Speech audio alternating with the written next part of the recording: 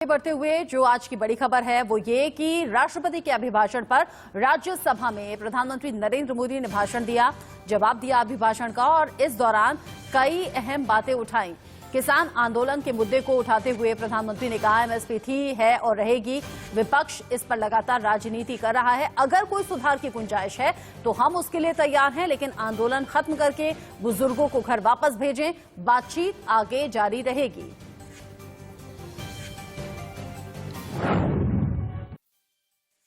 मैं विश्वास दिलाता हूं कि मंडियां अधिक आधुनिक बने, अधिक प्रतिस्पर्धी होगी। इस बार बजट में भी उसके लिए हमने प्रावधान किया है। इतना ही नहीं, एमएसपी है, एमएसपी था, एमएसपी रहेगा।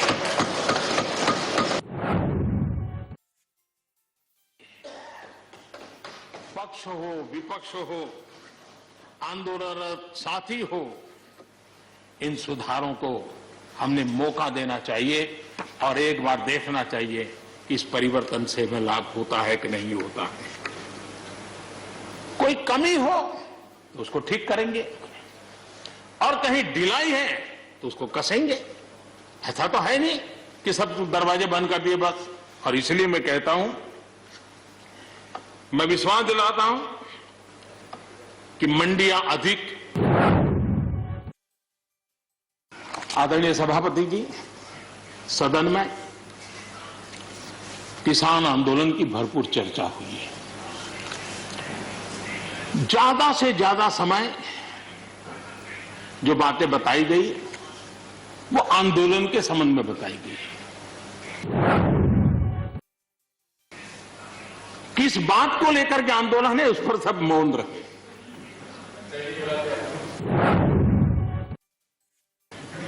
आंदोलन कैसा है, आंदोलन के साथ क्या हो रहा है, ये सारी बातें बहुत बताई गई, उसका भी महत्व है।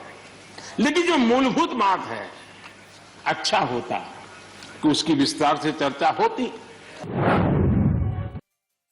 जब कर्ज माफी करते हैं तब छोटा किसान उससे वंचित रहता है, उसके नसीब में कुछ नहीं आता है, क्योंकि कर्ज माफी जो बैंक से लोन लेता है उसके लिए होती है। छोटा किसान का बेचारा बैंक में खाता नहीं, वो कार लोन लेने जाएगा। हमने छोटे किसान के लिए नहीं किया है, भले ही हमने राजनीति कर ली हो।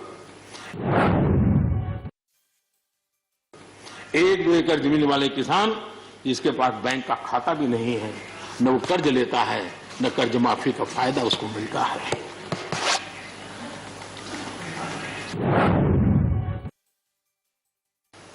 एक नई जमात पैदा हुई है, एक नई बिरादरी सामने आई है और वो है आंदोलन जीवी। ये जमात आप देखोगे, वकीलों का आंदोलन है वो न वहां नजर आएंगे, स्टूडेंट का आंदोलन है वो वहां नजर आएंगे, मजदूर का आंदोलन है वो वहां नजर आएंगे, कभी पर्दे के पीछे कभी पर्दे के आगे। एक पूरी टोली है जी जो आंदोलन जीवी है। वो आंदोलन के बिना जी नहीं सकते हैं और आंदोलन से जीने के लिए रास्ते खोजते रहते हैं। हमें ऐसे लोगों को पहचानना होगा कि वो जो सब जगह पे पहुंच करके और बड़ा आइडियोलॉजिकल स्टैंड दे देते हैं, गुमराह कर देते हैं, नए नए तरीके बता देते हैं। देश आंदोलन जीवी लोगों से बचे, इसके लिए हम सबको, और ये उनकी ताकत है। उनका क्या है, खुद खड़ा नहीं कर सकते चीजें, किसी की चल रही तो जाके बैठ जाते हैं।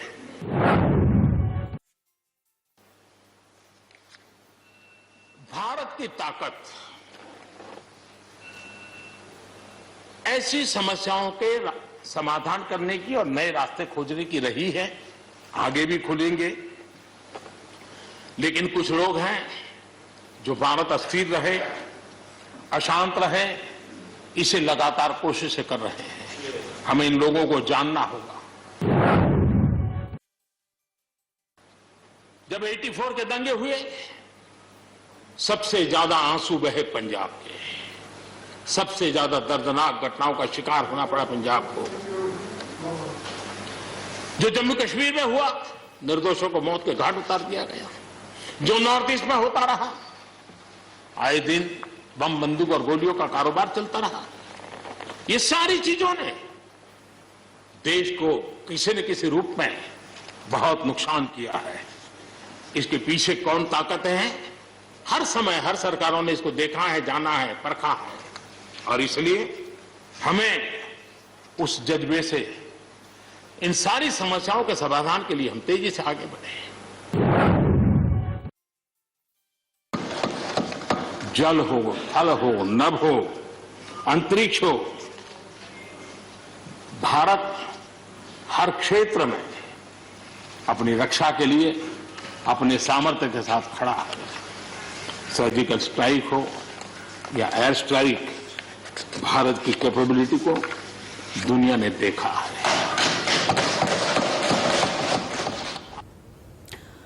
प्रधानमंत्री नरेंद्र मोदी ने राज्यसभा में बयान दिया और कहा कि एमएसपी था, है और रहेगा।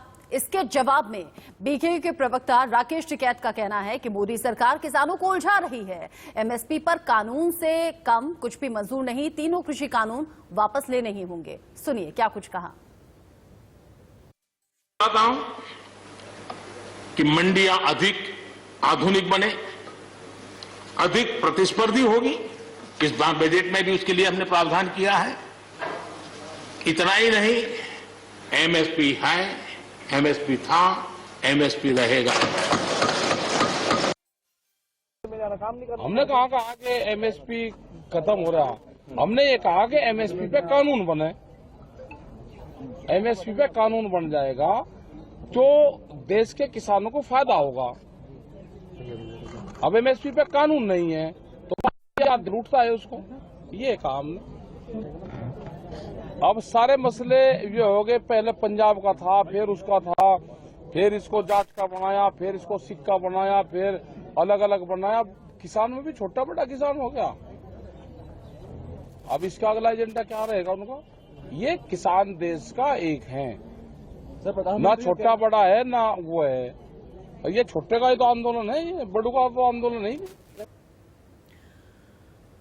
राज्यसभा में आज जब प्रधानमंत्री नरेंद्र मोदी बोल रहे थे, उन्होंने तमाम मुद्दों का जिक्र किया और अलग अलग अंदाज प्रधानमंत्री के नजर आए। चुटीले अंदाज में विपक्ष पर निशाना भी साधा, साथ ही साथ देश की उपलब्धियों का भी जिक्र किया कोरोना काल को देखते हुए। लेकिन इस वक्त जो सबसे बड़ी खबर देश के लिए है वो किसान आंदोलन है, जिसको लेकर लगातार चर्चा जोर पकड़ रही है 75वां दिन।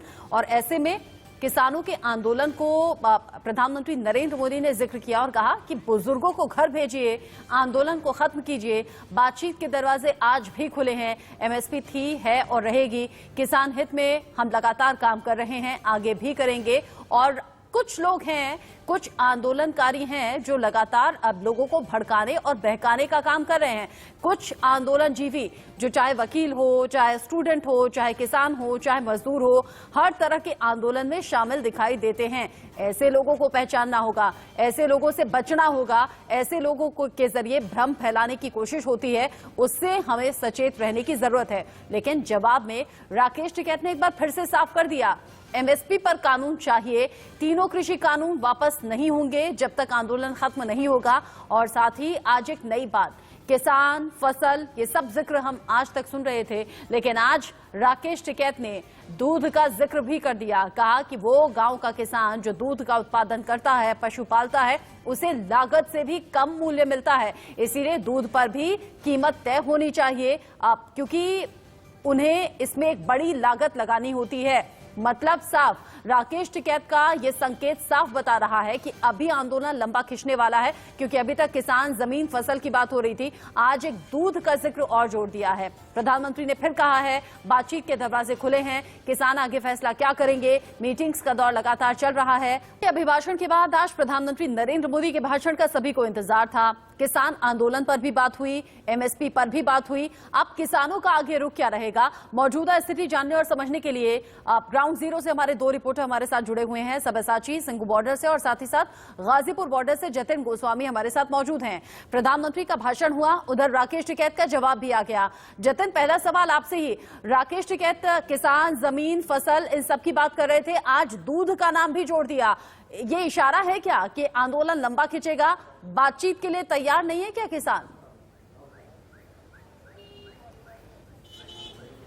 देखिए, इसमें दो चीजें हमने जब ऑब्जर्व की तो समझ आया कि राकेश टिकैत पॉजिटिव जरूर हैं जब पीएम ने तमाम चीजें कही, और ये भी निकलकर सामने आया कि बातचीत के लिए वो भी तैयार हैं और कोशिश ये हो रही है किसानों की तरफ से कि बातचीत हो। लेकिन ये भी समझ आया कि जो टेक्निकल बातें वहां से कही गई, उस पर जब हमने यहां सवाल पूछा तो बात वही निकल कर आई जो वो पहले कहते आए हैं, उसी तरह का जवाब उनका नजर आया है। मसलन जैसा कि ये कहा गया कि जमीन चली जाएगी, डेयरी फैक्टर में दूध बेचते हैं, पशु नहीं बिकता है। तो ये सवाल हमने उनसे पूछा कि जमीन कैसे बिकेगी, तो उन्होंने अपने ही तरीके से जवाब दिया, वो आपने सुना। हमारे साथ किसान यहाँ पर मौजूद हैं, उनसे भी सवाल जरूर यही पूछ लेते हैं।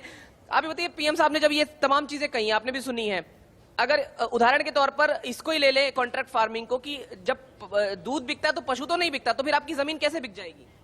नहीं, पशु और जमीन कॉन्ट्रैक्ट में एक अलग है। हम अपना पशु किसी को कॉन्ट्रैक्ट पे नहीं दे रहे, यहाँ जमीन कॉन्ट्रैक्ट पे देने वाली बात है। और कॉन्ट्रैक्ट में बहुत सारे पॉइंट्स हैं, जब उन पर बैठ कर चर्चा करेंगे तो ये उनको पता लगेगा। और उनको पता, ऐसा नहीं है उन्हें नहीं पता। पशु एक अलग चीज है, खाली हम दूध दे रहे हैं, दूध का हमने कॉन्ट्रैक्ट नहीं किया किसी से। अब बात कैसे बनेगी? अभी लगभग फिर वहीं पर आके स्थिति बार बार अटक जाती है। नहीं, बिल्कुल उन्हें ये तीनों काले कानून वापस लेने पड़ेंगे सरकार को, तभी बात बनेगी। मतलब घुमा फिरा कर किसान देखिए, बार बार आप वही एक बात बात दोहराते हैं जतिन, ऐसे में बीच का रास्ता निकलेगा कैसे, ये बहुत बड़ा सवाल बना हुआ है। बहुत शुक्रिया जतिन हमारे साथ जुड़ने के लिए। सब्यसाची के साथ आगे हम जुड़ेंगे, अपडेट उनसे जानेंगे।